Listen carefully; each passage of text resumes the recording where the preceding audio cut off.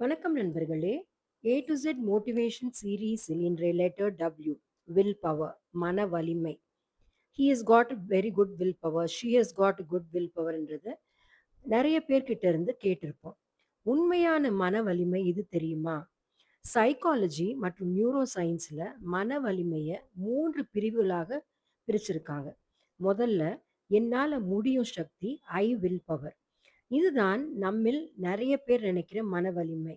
டயர்டா இருந்தாலும், பிடிக்காவிட்டாலும், பண்ணவே முடியாம இருந்தாலும் ஒரு வேலையை செய்து முடிக்கும் திறன்.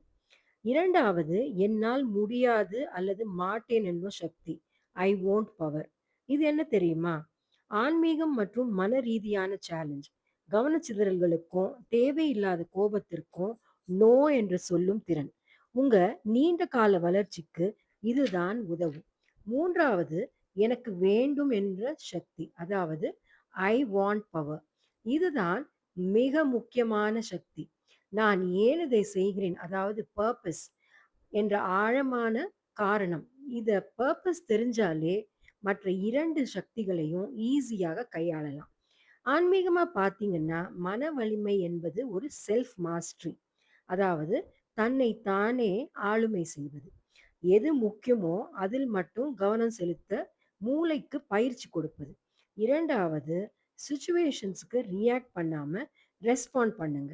மற்றவர்களை வெல்பவன் பலசாலி, தன்னை தானே வெல்பவனே மாவீரன். இன்றே உங்கள் வாழ்வில் ஒரு சின்ன மாற்றத்துடன் தொடங்குங்கள். செல்ஃப் மாஸ்டரியை கத்துக்கோங்க. உங்கள் வாழ்வை நீங்களே செதுக்குங்க. இந்த மாதிரி மோட்டிவேஷனல் வீடியோஸ்க்கு like, share, comment and subscribe பண்ணுங்க நண்பர்களே.